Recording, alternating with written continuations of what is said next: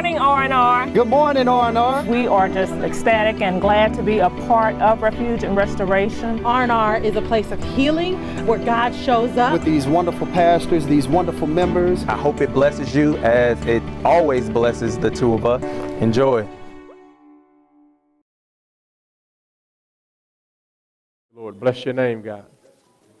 Awesome God. We serve an awesome God. 1 Corinthians chapter 2, verses 1 and 2.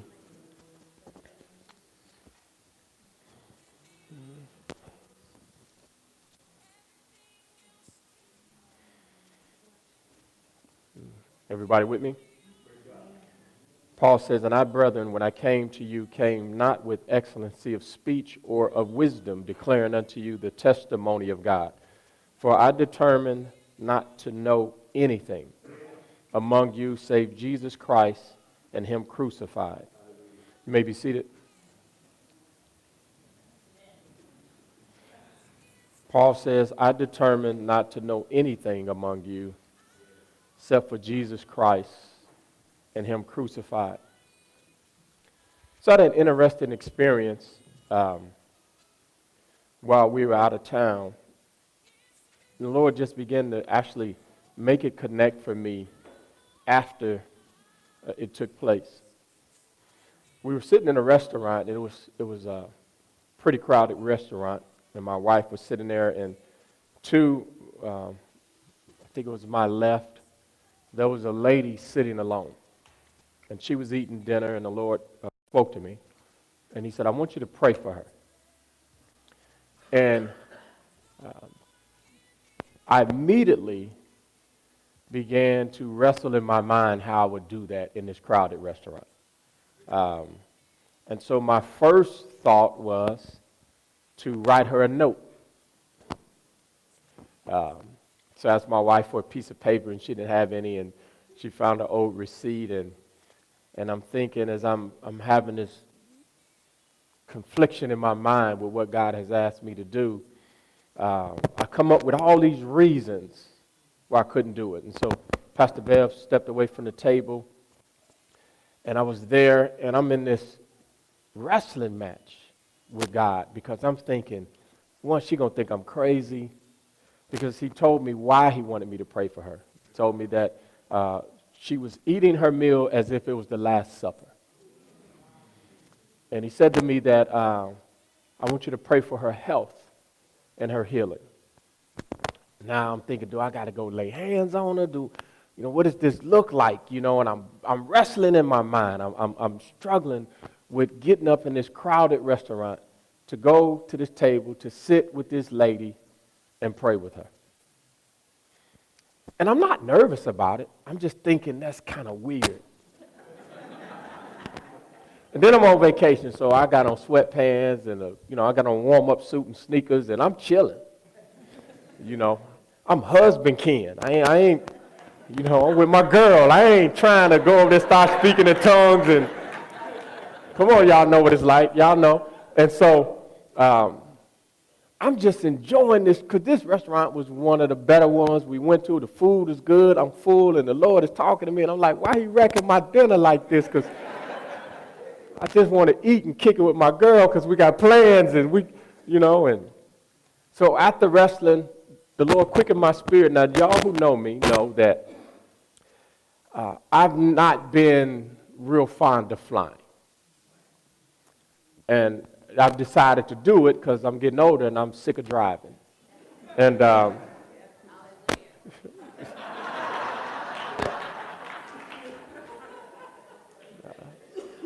and so one of my prayers was that God would give me peace with flying. Not just this flight, but flying, period, because I don't plan on driving no more. And so immediately as I'm having this debate, I don't know what's going on, having this debate, not even really a debate, I'm just looking at all these options. Can I write it down? Well, maybe I'll watch her. As soon as she get ready to walk to the door, I'll chase her to the door. I got all of these ideas and things that because I'm going to pray for the lady, but I'm going to do it my way. And immediately, the Lord quickened me and said, my obedience is going to impact my flight. Now, I want y'all to understand, I don't know, is this me? Because on the news, them things, they pretty, y'all hear me? Okay. So, those fires can be pretty bad. And they move quick. Like they start, and you can have 100 acres on fire in like an hour. I mean, they just move. And the reason they move like that is because there's these winds called the Santa Ana winds. And those winds can get up to tornado-like strength. And they come and they go. And so they keep the fires burning, and they carry embers. And what happens is wherever them embers land, and it's real dry there because it doesn't rain, and so they just spark. And so I'm already praying about these winds, because we weren't in L.A., we were farther south. And so we weren't getting the wind as bad, but it was moving our way. And so that was kind of affecting my peace. I hadn't talked about it, but it was affecting my peace because I'm thinking, man, when the wind blow and I'm up in this plane, it's going to be a problem. But I knew in that moment, it's like God didn't speak to me. He spoke to me about the woman, but in my spirit, I knew that my obedience was going to impact the kind of flight I had. So I got up in the middle of this crowded restaurant, and I sat next to the lady, and I said, excuse me. I said, I'm a pastor. And I said, and the Lord told me to pray for your healing. She didn't say a word. She just smiled at me. She's an older lady. And I just prayed right there in the restaurant. Prayed for a healing. She thanked me. And I got up and finished my food. Now, there's a couple of things that stood out to me. That my struggle was in my mind. I believe in the power of prayer. I've prayed for people before and they've been healed. I know God is a healer. I ain't afraid to pray for people, but I didn't want it in that condition. I wanted to create a different environment or a different condition or a place where prayer was more conducive. And so I couldn't, I struggled with what I wanted to do or what was in my mind versus what I knew God was saying to me. And the Lord reminded me of something. I've been looking at this scripture for several years. And Paul says that I made a decision that I don't know anything except for Jesus Christ and Him crucified. And the Lord said, I'm teaching you that right now. I had no problem with praying. Had no problem telling I was a pastor. I had no problem, but I had a problem with my ideal of the right environment for prayer. If y'all hear what I'm saying? I had a problem with my thoughts about what was the right time and what was the right place and what was the right way to do it. Because if we would have been outside in the parking lot, he said, pray, I would have just prayed. But in a restaurant full of people, and the restaurant wasn't big, it was a real popular restaurant, and it was crowded, so I'm sure everybody heard my prayer. That wasn't the right environment. But the Lord quickened me and said, I'm teaching you this, because if you get this, you can get everything.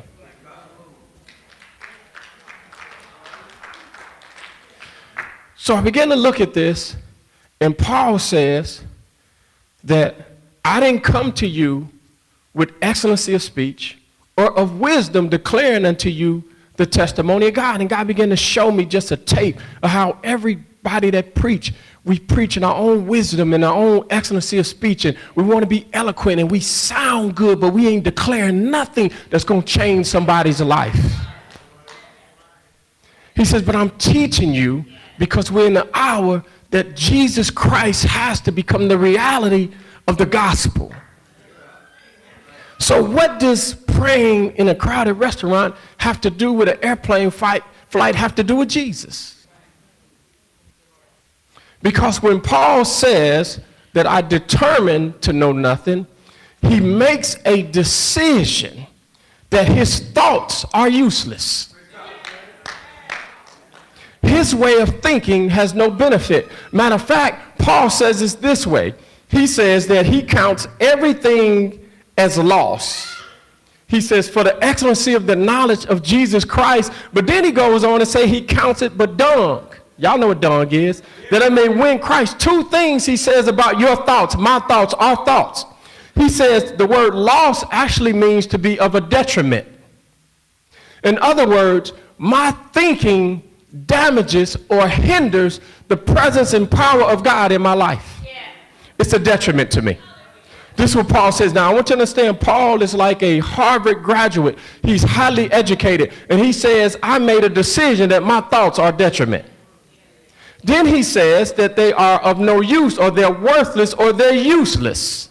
So two things that God was trying to get me to understand is that I think that praying in a restaurant has nothing to do with the flight. So I prayed, y'all. We got on this plane. It was the smoothest flight. I watched movies. I played games. And I was at peace. And then our flight arrived 30 minutes early. I made it, got off the plane, dropped our Beverly, and ran up to Chris' football game. Caught the end. And he was coming out, and I was standing there, and it was just like, I got to see him run off the field, and then he slapped my eye, I said, what's up, Jinx? He like, what's up? But I made it there, because I always tell him, I ain't ever going to miss your games, and we out of town. I said, well, we're going to miss one, but actually we're going to miss two, because I didn't know he was going to play on that past Monday, and he played too. But I looked at what God, he did exceedingly abundantly above all I could ask or think. We got there 30 minutes early. It was smooth, and I caught the end of the game. Simply because I prayed in a restaurant that was crowded. So what did I learn here? And this is what I want you guys to get this morning.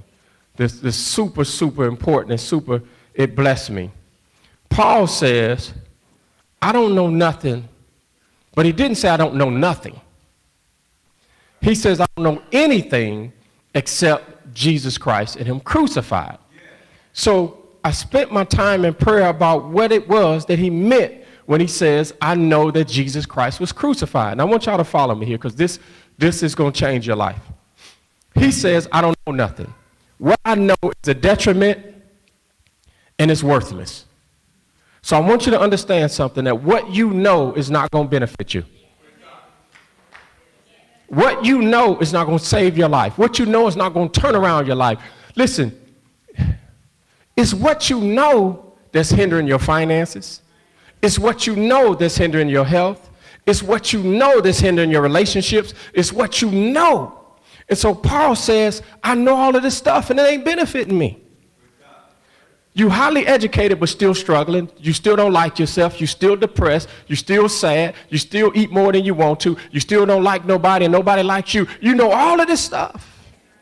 So why hold on to it? Why hang on to stuff that ain't benefiting you, that's not blessing you, that's not prospering you? And so God has said, I'm trying to teach you the law of empty.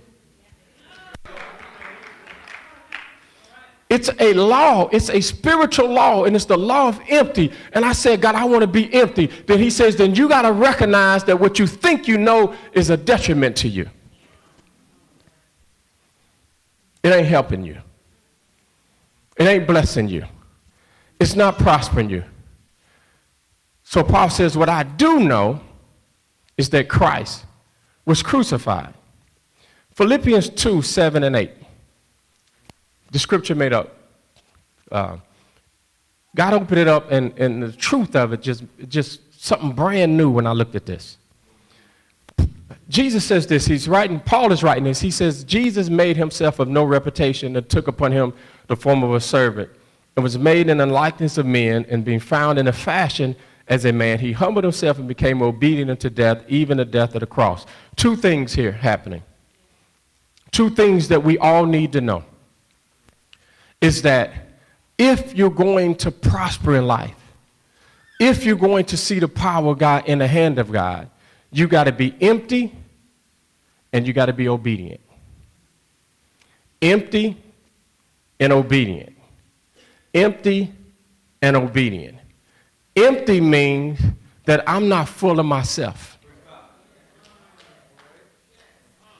Most of us are full of ourselves. Let me explain that. I remember when I was a kid, my mom, when you get to a certain age, says, oh, you're getting full of yourself. Some of y'all older people know about this.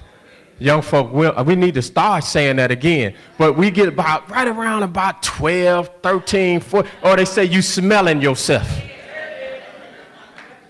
Yeah, y'all know what I'm talking about, right? And you also knew that behind that statement that you getting full of yourself was that hand.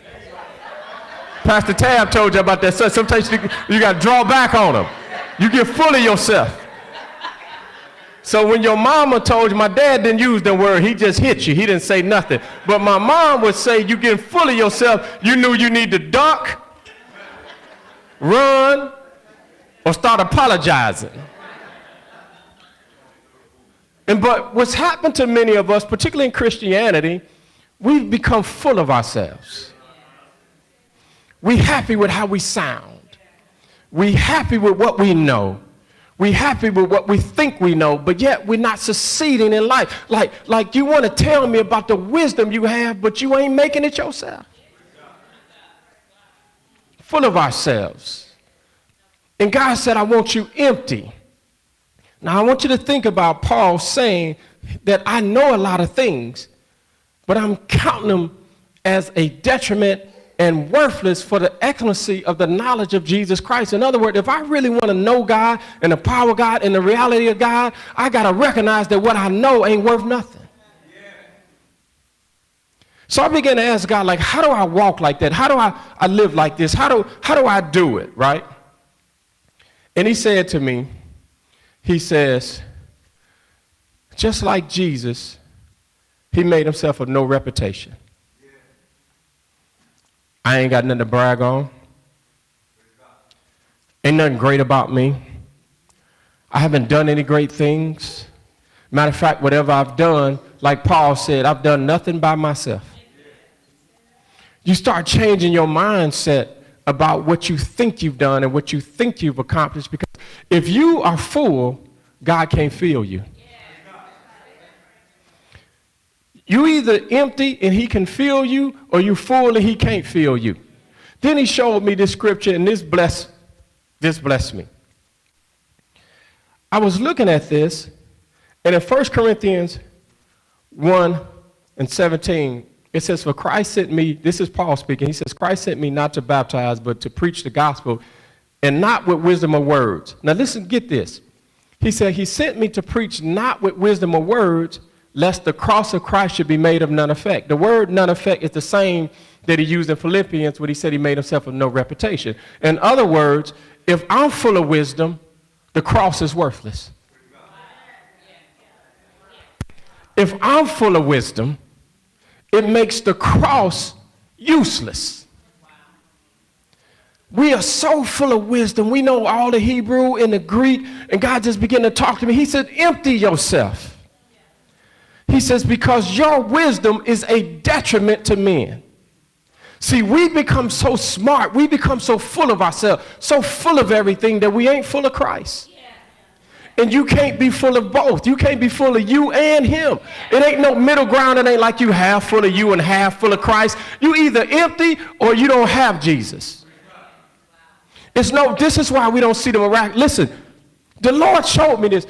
When Job speaks in chapter 22, verse 21, when he says, acquaint yourself with him or acquaint yourself with God, it means to submit yourself in servitude. He says, and when you do that, you will be at peace and good shall come unto you. The word good means to prosper, succeed, or be successful. In other words, if you don't empty yourself.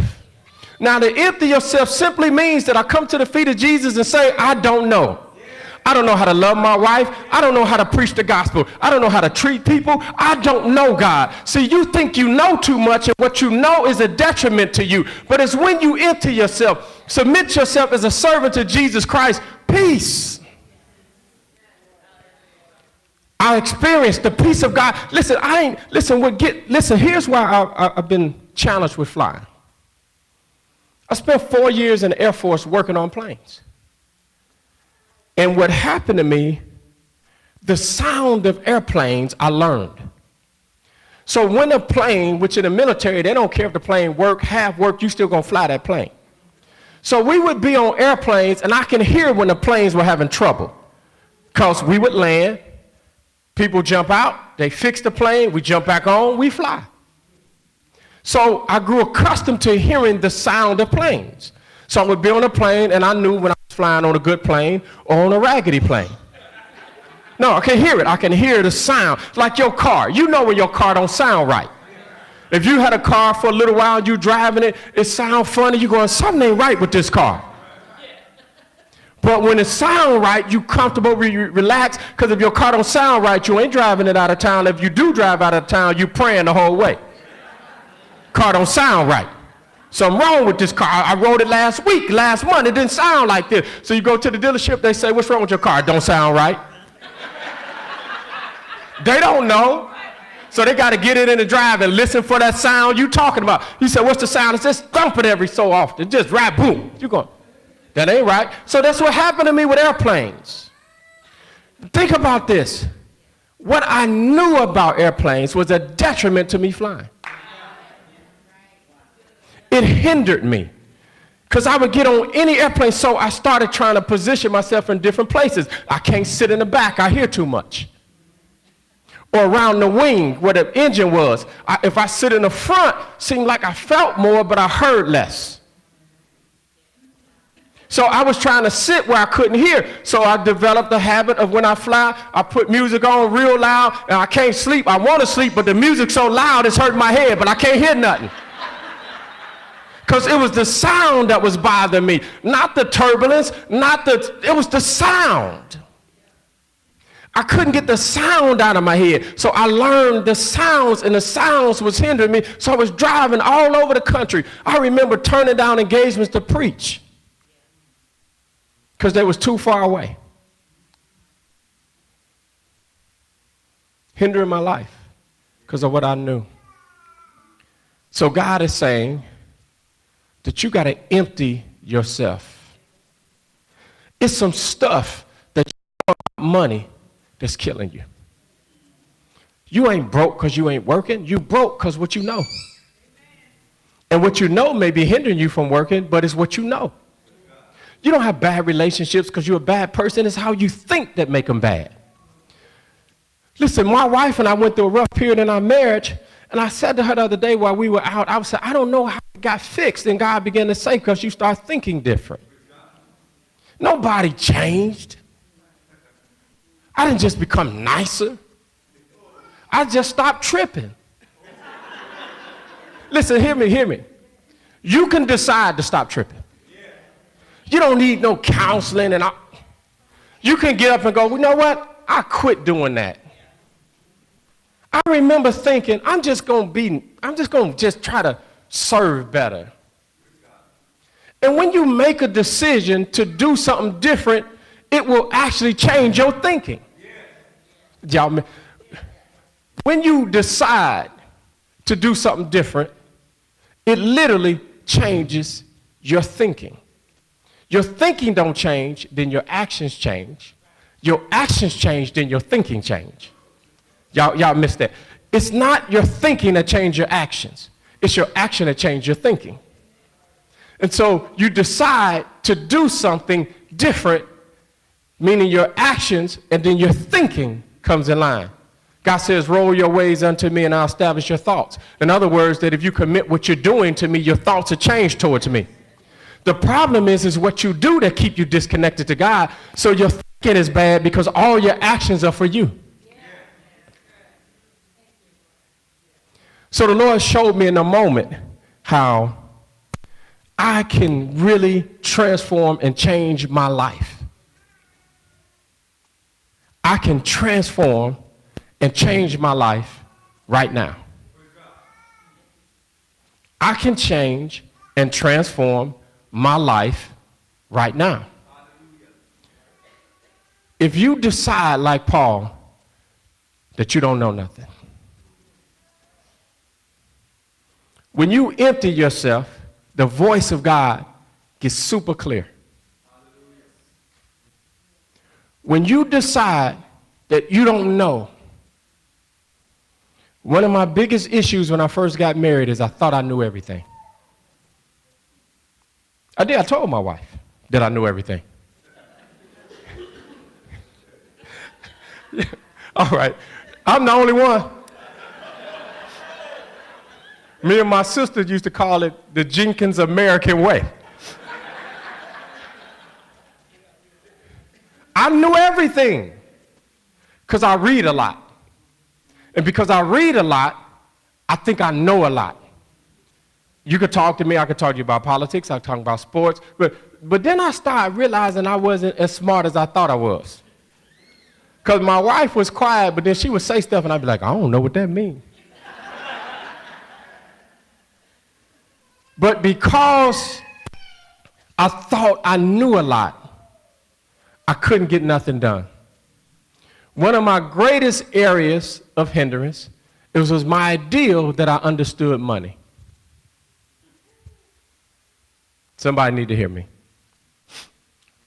I thought because I wasn't afraid to work and because I could earn a good living that I understood money.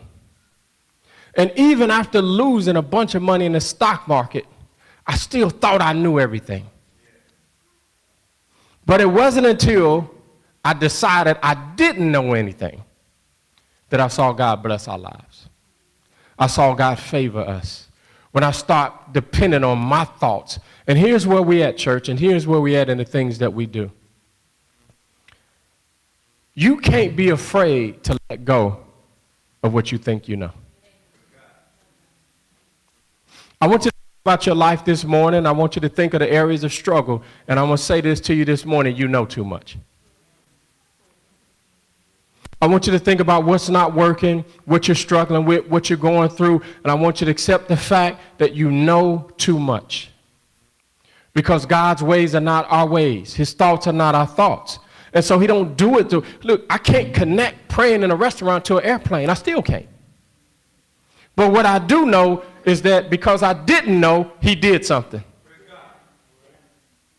What I came to understand is making it a point, like Paul, to decide and determine that you don't know anything.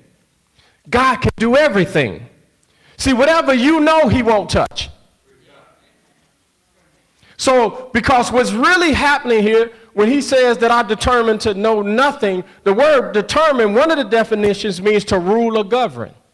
In other words, as long as I'm in charge of my thoughts and my ideals, he can't govern it.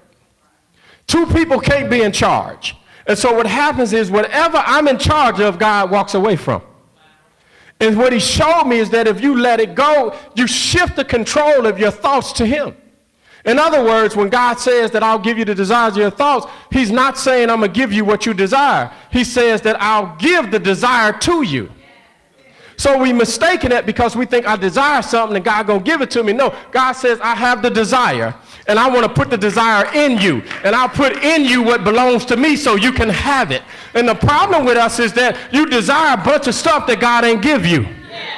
You trying to get this and go here and be with this person and do this and do that, and God ain't gave you none of that. So you wonder why your prayers miss mostly and don't hit. But every prayer that God tell you to pray, my wife taught me he will answer. He asked my wife a question one day. He said, what prayers have I told you to pray that I have not answered?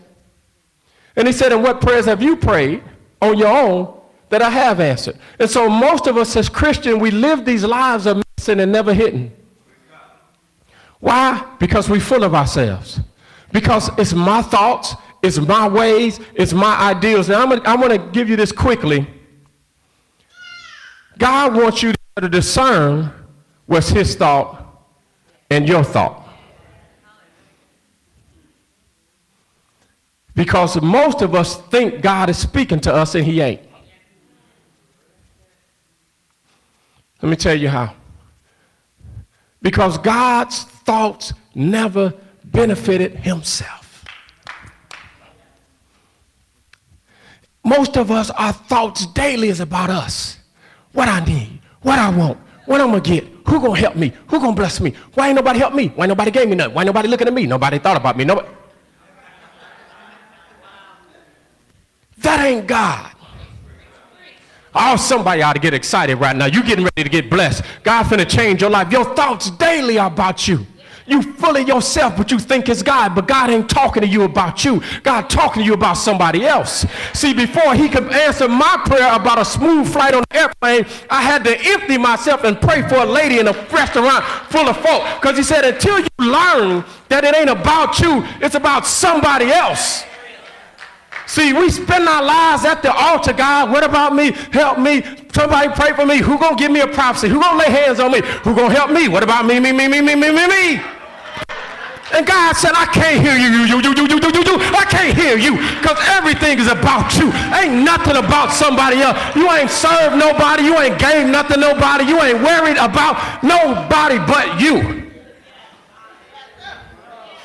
And I learned in a moment that if I'm a fly good, I better answer the call. I learned in a moment that if God gonna cease the winds and say, peace, be still, I better get myself up. See, empty means it ain't about you. Jesus made himself of no reputation and humbled himself and was obedient even unto the death of the cross, even if it looks like it's gonna kill me, even if it looks like it's going to embarrass me, even if it don't. Oh, you ain't got to shout with me, but my flight was smooth. You ain't got to. I don't know if the Lord said, Santa Ana winds, peace, be still. All I know is we got there. Maybe they were behind us, pushing us, because we got home 30 minutes early.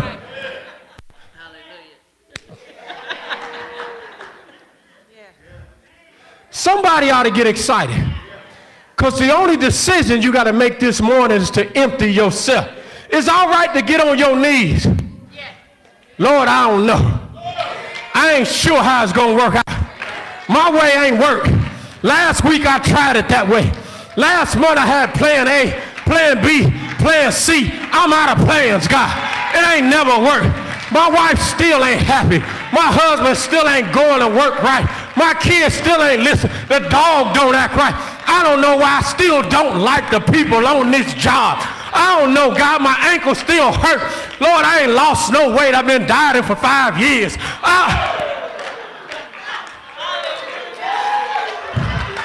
I don't know, God. God, look, it's me, God. This the Ken that don't know nothing. This the real Ken. This the Ken that's mad and want to cuss. This the Ken that want to slap somebody. This the Ken that just left Gary. This the Ken, God, I ain't Pastor Ken. God, this me. This the real me. God, I'm tired. I'm tired. God, who gonna help me?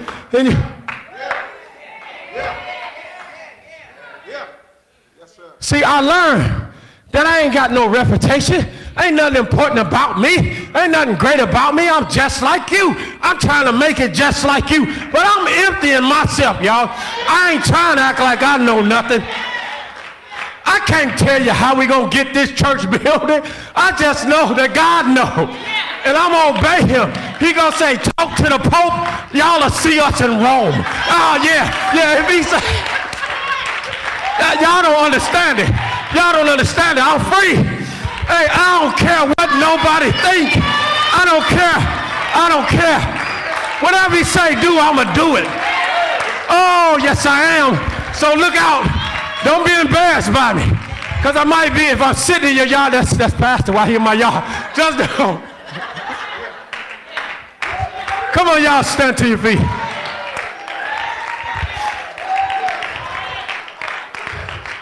God's saying you can be free. You can be free. Quit worrying.